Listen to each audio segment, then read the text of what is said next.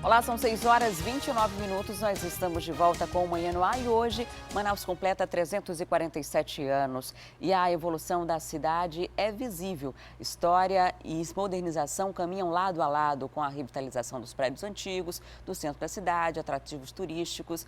Mas nem tudo são flores, viu? Atualmente estamos entre as 5 capitais do país com pior índice de bem-estar urbano.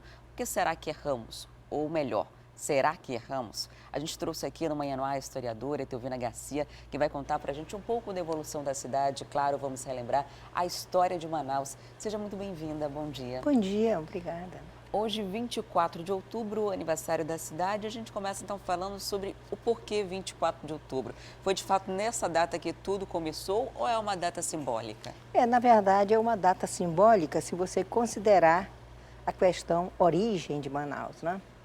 Manaus, quer dizer, o 24 de outubro nos remete a 1848, que foi a data em que a Assembleia Provincial do Pará editou uma lei elevando a vila de Manaus à cidade com a denominação de Cidade da Barra do Rio Negro. Isso aconteceu em 1848, no dia 24 de outubro. Ora, mas para que uma vila fosse elevada à cidade, isso significa dizer que já existia, evidentemente já existia. Né? E como aconteceu essa existência, essa evolução e qual é a origem de tudo isso? Em 1669, um construtor de fortes que já vinha trabalhando na região para os portugueses, ele também português, chamado Francisco da Mota Falcão, chegou à confluência, ou às proximidades da confluência do Negro com o Solimões, com a incumbência de construir, como de fato construiu, uma fortificação portuguesa, a que deu o nome de Forte de São José do Rio Negro. Ora, por que aconteceu a construção desse forte?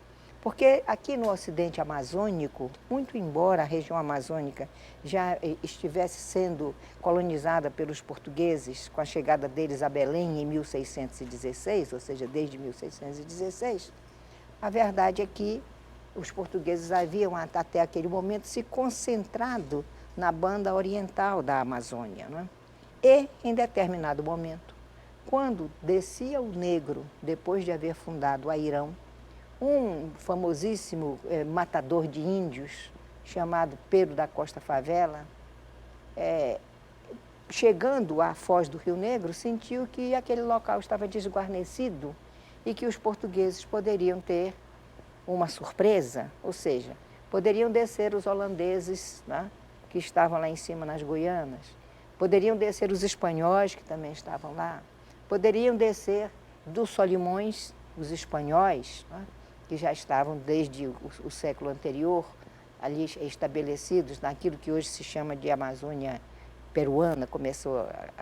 Tudo começou na colonização efetiva da Amazônia, começou com os espanhóis, né, na Amazônia peruana. Pois bem, então, em função disso, decidiram construir essa fortificação, que aconteceu em 1669. E de 1669 para diante, nas primeiras décadas, principalmente, a evolução foi muito lenta. Apenas o comandante do forte, que era o Angélico de Barros, com os seus soldados, ficavam aqui, né, defendendo os interesses dos portugueses. E em 1695, já bem no finalzinho do século XVII, chegaram os primeiros missionários, os missionários carmelitas, e construíram uma igrejinha ao lado do forte, que não existe mais. Né? Era uma igrejinha muito pobre, construída em taipa, coberta de palha, uma parte coberta de telhas, aquela história toda. Né? Em Manaus. Isso aqui em Manaus, ao lado do forte. E você há de me perguntar, e que local era esse? Onde é que ficava o forte? Ora, hoje, infelizmente, a população da cidade não tem o direito de chegar ao local onde a cidade nasceu, de chegar ao local de origem da sua cidade. Por quê? Porque este local fica na área do porto e fica exatamente na área dos armazéns alfandegados da Suframa, que, segundo soube, há pouco tempo já nem estão mais naquele local. Os armazéns alfandegados já não estão sendo utilizados hoje E ali pela tem um acesso Suframa. restrito, né? E Há um mudou acesso totalmente a restrito, estrutura. com portões de ferro, com grades, não é? Então, isso dificulta as pessoas identificarem o local do forte, até porque o forte já deixou de existir faz muito tempo. No seu local foi construído um edifício muito bonito, construído no final do Império. Tá? A construção começou no ano de 1887. Como nós sabemos, em 1889 houve a proclamação da República, houve a queda do Império. E quando isso aconteceu, este edifício a que me refiro já estava praticamente construído. E foi inaugurado pelo primeiro governador do Amazonas, que foi o tenente Augusto Ximeno de Villerroy, que veio para cá nomeado pelo Deodoro. Ou seja, logo no comecinho da República, esse edifício foi inaugurado. E que edifício é esse? É o edifício que serviu de sede ao Tesouro da Província, que hoje é a Secretaria de Fazenda. Para que você possa... É o prédio da Cefaz, mas não é o prédio da Cefaz que você conhece aqui no bairro do Aleixo. É o prédio da antiga repartição do Tesouro, que depois foi Secretaria Estadual de Economia e Finanças. Para que você possa identificá-lo, vou lhe dar uma dica. Suponhamos que você conhece o Museu do Porto. Conheço. Que está fechado há 20 anos. Se você chegar exatamente na calçadinha aqui do Museu do Porto, tá? Bem na esquina, e se você olhar em frente um pouquinho à esquerda, em frente um pouco à esquerda, você vai divisar um belo prédio de 2 pisos, cheios de janelas, uma arquitetura muito portuguesa, uma casa aberta à luz, à vida, que hoje está sem uso. Foi restaurado, deve fazer uns 4 anos, pelo IPHAN, está muito bonito, né, porque preservado, mas está sem utilidade. A senhora falou ainda há pouco sobre esse processo que foi muito lento de urbanização da cidade, até que colocar uma igrejinha. Manaus veio ter um boom mesmo já na época áurea da borracha? Sim, mas nós não vamos esquecer que as coisas também não acontecem assim da noite para o dia, né? O período da borracha, né? O período de exploração da borracha, não exatamente o período áureo da borracha, ele começa, vamos dizer assim, começa a tomar corpo de uma maneira muito lenta, muito tênue, muito tímida. Em 1853, quando se instalou vamos dizer assim, a navegação comercial a vapor no Rio Amazonas. Como se sabe, o Amazonas de hoje, que naquele momento, né, era a comarca do Alto Amazonas, eu estou me referindo a 5 de setembro de 1850, uma data que comemoramos há pouco tempo, 5 de setembro, o Amazonas foi elevado à província, dia 5 de setembro. No dia 6 de setembro, o imperador Dom Pedro II editou uma lei, que foi a 586, daquela data, autorizando a navegação a vapor na calha do Rio Amazonas. Né? E para isso foi contratada uma empresa que ganhou o monopólio, que foi a empresa do Barão de Mauá, a Companhia de Navegação e Comércio do Amazonas. Ora, fazia-se uma viagem de Belém a Manaus em 2 meses e meio a 3.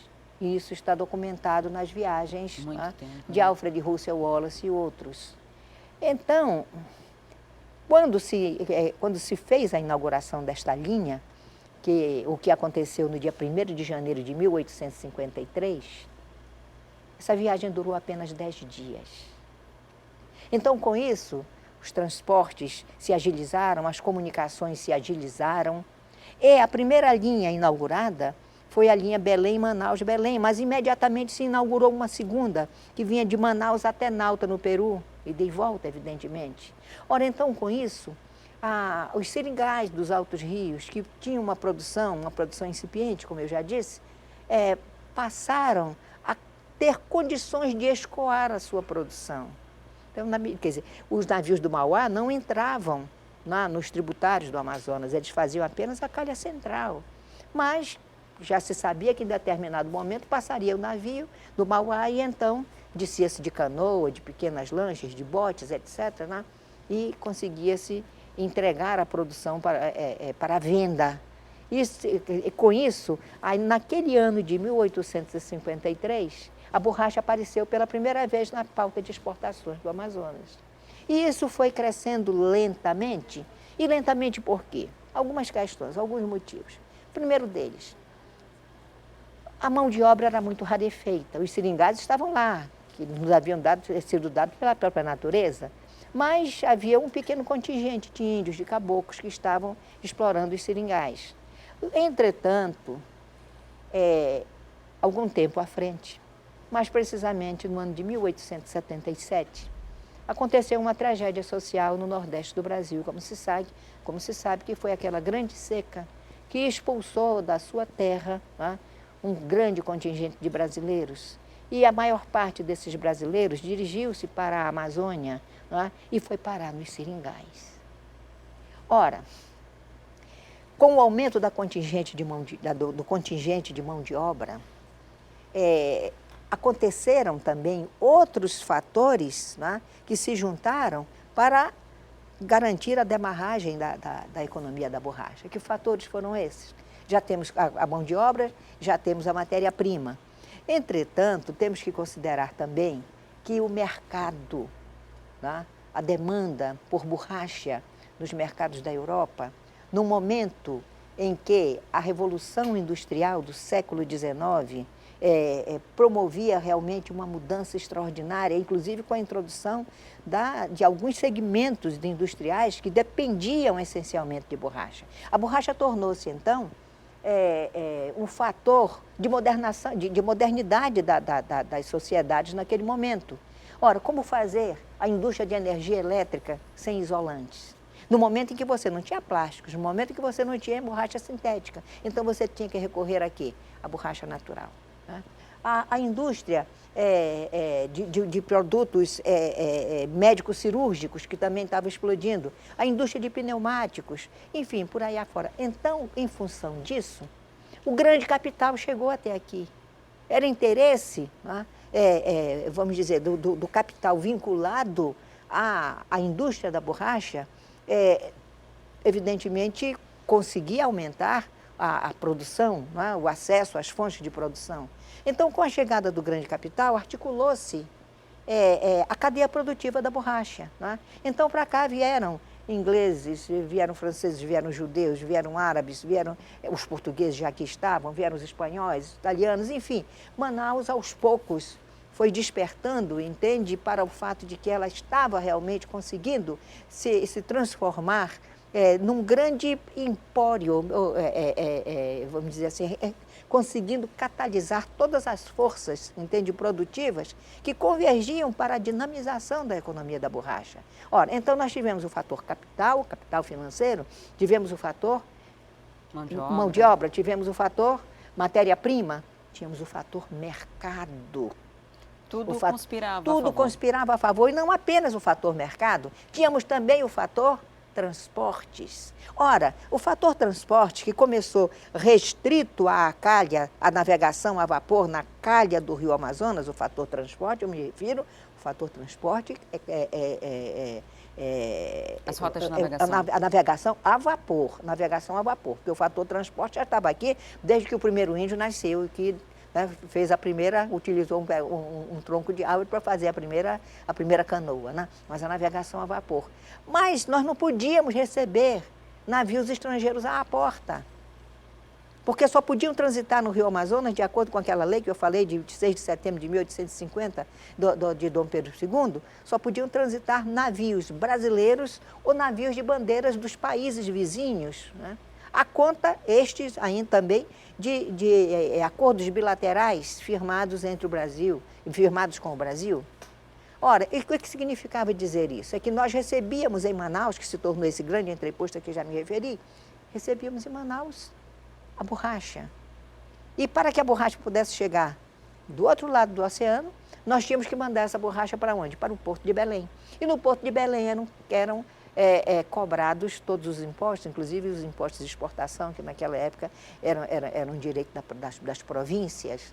Entretanto, com o andar do tempo e a conta de uma grande campanha que foi desenvolvida também no Brasil, mas que veio de fora para dentro, e aqui eu não posso detalhar porque não temos tempo para isso, mas a realidade é que essa grande campanha resultou na abertura do Rio Amazonas à navegação internacional, aos navios de todas as bandeiras.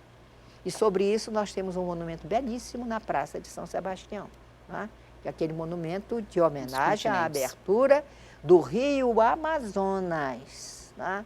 Do Rio Amazonas. Não é dos portos brasileiros, é dos portos do Rio Amazonas. Pois bem, então com isso, quando nós passamos a ter navios estrangeiros à porta, aí a coisa explodiu. Explodiu por quê?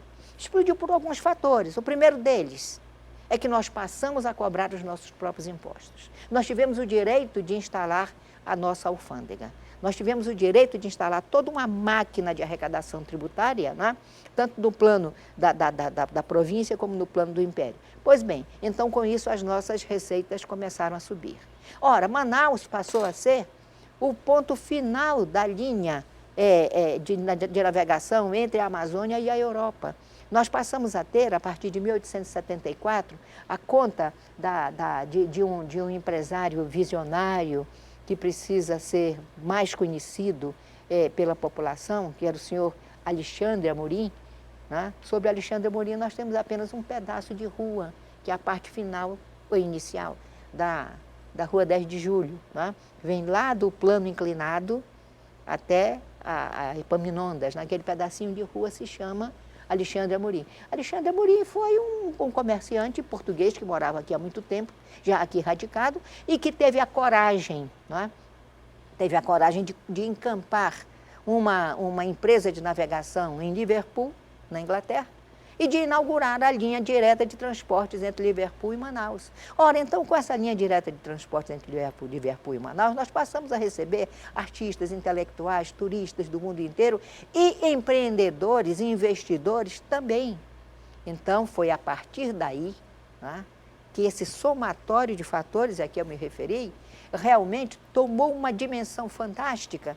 E Manaus, que em 1669 não era outra coisa, senão uma pequena igrejinha, um forte, a casa do comandante, etc. Quer dizer, Manaus, então, realmente explodiu, apareceu, tornou-se uma cidade cosmopolita. Agora, só para completar, nós já estamos falando de 1874. E você há de me dizer, e onde é que fica o 24 de outubro?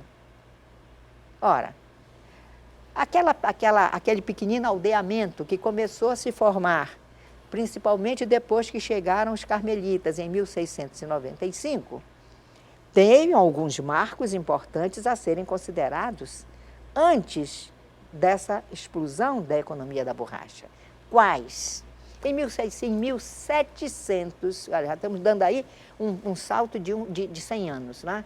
Em 1791, um governador português de uma visão extraordinária, né? De uma capacidade administrativa e técnica também, porque ele era um grande engenheiro militar.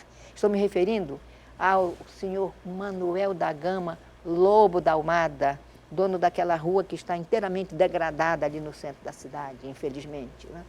Manuel da Gama Lobo da Almada era o governador da capitania de São José do Rio Negro. O que é a capitania de São José do Rio Negro? É o espaço territorial que corresponde hoje ao estado do Amazonas. Ora, a sede do governo dessa capitania, que foi criada em 1755 e instalada em 1758, era Barcelos, lá no Médio Rio Negro. E Lobo da Almada, então, entendeu que pouca coisa, quer dizer, as coisas que ele sonhava para a sua capitania não poderiam acontecer com aquela localização geográfica de Barcelos. E que quem tinha a locação geográfica ideal para o desenvolvimento, inclusive para se converter num grande centro de comércio e navegação, era o lugar da Barra, o minúsculo lugar da Barra, que importância nenhuma tinha do ponto de vista econômico e social também. Então ele trouxe de Barcelos para o lugar da Barra, que é a Manaus de hoje, a sede do governo. Com isso, nós passamos a ter aqui indústrias, várias indústrias, porque esse homem tinha uma visão fantástica, né? Passamos a construir embarcações, tínhamos um estaleiro. Passamos a ter uma olaria que ficava no local onde hoje está a igreja matriz, a catedral de Nossa Senhora da Conceição. Nessa época desse boom da economia, surgiram vários monumentos aqui, várias obras Sim, na mas cidade. A gente, inclusive, separou algumas delas para a gente mostrar agora para quem está acompanhando em casa, que são pontos bem... Mas isso acontece já na época da borracha. E eu estou me referindo ao que aconteceu antes disso. Ou seja, estou me referindo a 1791, que foi o momento em que Manaus entendeu, sentiu que trabalhando era possível progredir. Então, nós passamos a ter olarias, passamos a ter uma série de fábricas, indústrias de tecidos, de algodão, indústrias de anilinas, fábricas de velas, de cera, etc, etc. Ora, depois isso tudo arrefeceu, porque Manuel da Gama Lobo da Almada foi forçado a levar de volta a capitania, a sede da capitania para Barcelos. Mas Manaus, veja bem, se tornou sede do governo, capital, não é? Sem que fosse sequer uma vila. Não tinha predicação de vila. Só obteve essa predicação de vila em 1833. Ora, em 1836, Manaus foi invadida pelos cabanos. Você conhece muito bem a história da cabanagem, a importância da cabanagem para a nossa região, né? Pois bem, e então somente em 1848, quando ainda não tínhamos a navegação a vapor, quando ainda trabalhávamos, vivíamos com os nossos barcos, com as nossas parcas receitas, é que Manaus, no dia 24 de outubro, foi elevada à vila. E no dia 5 de setembro de 1850, virou capital da província do Amazonas. E daí de 53 em diante eu já te falei. Já. Agora então você quer saber como e quais foram os grandes marcos da urbanização da cidade de Manaus. A gente separou, inclusive, alguns pontos, a gente já vai começar a mostrar agora da cidade de Manaus, da Manaus histórica, né? Vamos vê-los. Vamos vê-los aí, somos... Ali nós temos o Cine Guarani, que, de saudosa memória, a Santa Casa de Misericórdia. É uma pena, né? Quando você vê, não apenas o edifício da Santa Casa de Misericórdia, mas quando você para pensar na significação que esse instituto teve do ponto de vista social para a nossa cidade, você fica de boca aberta. Como é que nós conseguimos permitir que a Santa Casa de Misericórdia, hoje com aquele belo patrimônio encravado no centro da cidade, tenha se transformado apenas em escombros? Agora a gente vê a Escola Benjamin Constant. O Instituto Benjamin Constant não foi construído desta forma, com essa feição arquitetônica. Antes de tomar essa feição, existia apenas aquela ala leste, tá? E também não apenas com o requinte de arquitetura que ganhou depois. Isso aconteceu no governo do Eduardo Ribeiro, porque antes o que existia era apenas uma parte, como eu já disse, daquele prédio, e ali ficou era uma casa de propriedade do Barão de São Leonardo. Ficou ali, por algum tempo, aliás, um tempo muito curto, o Museu Botânico de Manaus, uma instituição de pesquisa científica da maior importância, uma das primeiras deste país, que foi criada no governo do José Paranaguá e dirigida pelo Barbosa Rodrigues, cientista, inclusive, que converteu o Jardim Botânico do Rio de Janeiro em Instituto de Pesquisas. E nós aqui, com uma instituição de pesquisas notável, tá? Nós tivemos a capacidade de destruir essa instituição. Então, isso é muito bom. Quando eu falo nessas questões, quando eu levanto essas questões, eu quero dizer que a nossa sociedade precisa ficar mais atenta aos seus valores. Aos seus valores também arquitetônicos, porque eles são a expressão, entende, da forma, da sensibilidade, da evolução cultural da cidade, né?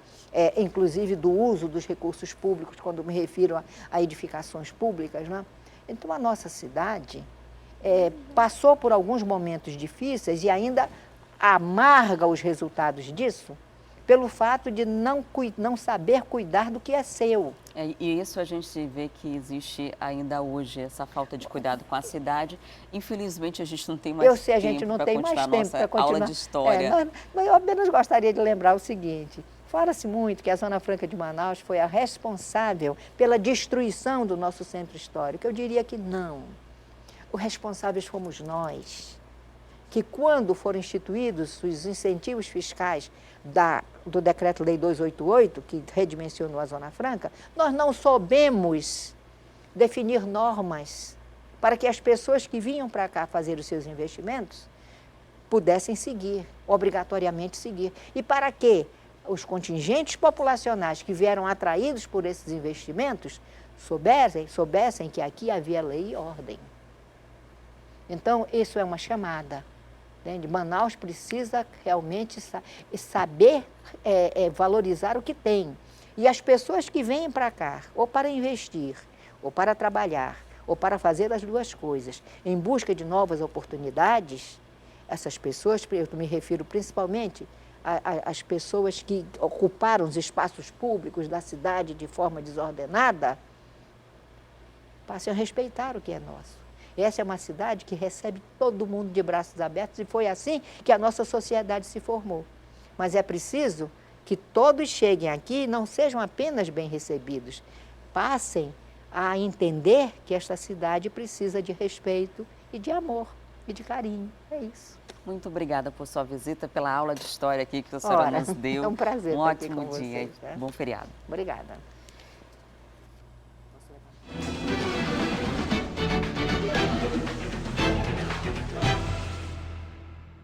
Acompanhe agora a agenda dos candidatos à Prefeitura de Manaus para hoje. Arthur Neto não divulgou a agenda até o fechamento dessa edição.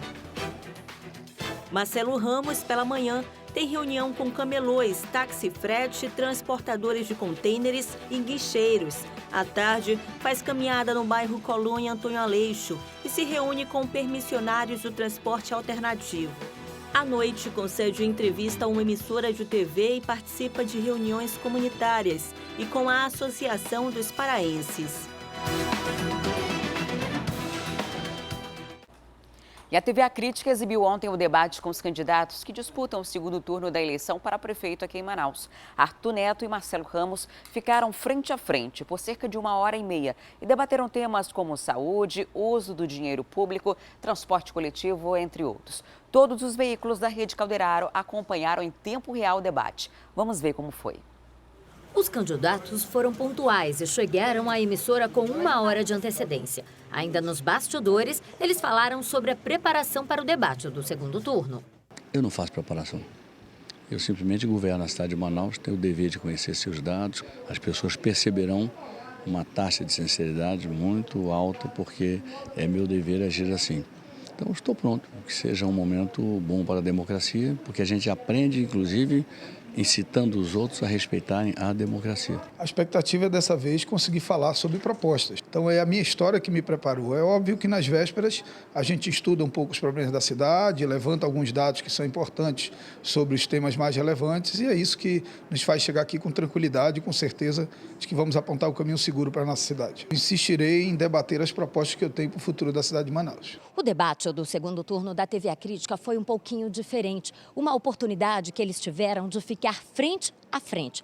Os temas eram livres e, por isso, os candidatos puderam escolher os questionamentos que fariam um ao outro sobre o que eles consideram mais importante para a cidade. Apenas no primeiro bloco, a temática das perguntas foi definida em um sorteio. Marcelo Ramos teve a chance de questionar Arthur Neto sobre acessibilidade. O atual prefeito de Manaus, Arthur, pôde perguntar ao adversário Marcelo sobre transporte coletivo. Cada um tinha 30 segundos para perguntar e o concorrente teve 2,5 minutos para responder. A réplica e a tréplica duraram 1 minuto cada uma. No segundo bloco, começou a rodada de perguntas livres.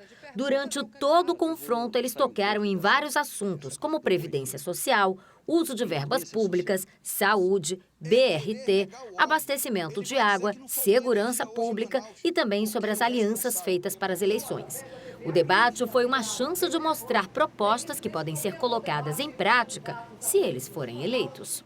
É uma campanha quente de segundo turno, todo mundo sabe, foi um debate nessa mesma temperatura, né? Uma semana aí para o grande dia, para a eleição de segundo turno, a gente espera ter contribuído para que as pessoas possam ter visto propostas de fato, o que vai ser feito pela cidade caso aquele candidato ou outro venha ganhar e que vote consciente em quem achou que teve a melhor proposta aí apresentada. A Rede Calderaro de Comunicação disponibilizou o debate também pela rádio, pelo aplicativo A Crítica Play e pelo portal do jornal A Crítica. O programa foi reprisado logo depois no canal 188, A Crítica Mais. Mais uma vez, a Rede Calderaro cumpre um dos seus objetivos, que é colaborar com esse momento tão importante e tão bonito da democracia. A gente espera ter contribuído para que você possa tomar uma decisão muito séria para o futuro da nossa cidade que aniversaria agora, com 347 anos, e que a gente possa escolher o futuro para a nossa cidade com muita responsabilidade. E na sexta-feira, o candidato do PSDB, Arthur Neto, participou do A Crítica na TV, na série de entrevistas com os prefeituráveis. Vamos ver como foi essa entrevista. Na primeira parte da entrevista, entre outras coisas, o candidato à reeleição comentou sobre a falta de apoio de partidos políticos, disse que a PEC 241, que cria um novo regime fiscal e congela os gastos públicos com saúde e educação por 20 anos, é necessária por conta da crise. Falou ainda sobre a Operação Maus Caminhos. Que eu não fui, não sou e jamais serei investigado pela Polícia Federal. Quem tem medo disso é o governador Melo, é o governador Omar, esses têm medo disso. E são eles os alvos. Ao responder às perguntas dos telespectadores, Arthur Neto expôs suas propostas para mobilidade urbana, falta de água e educação.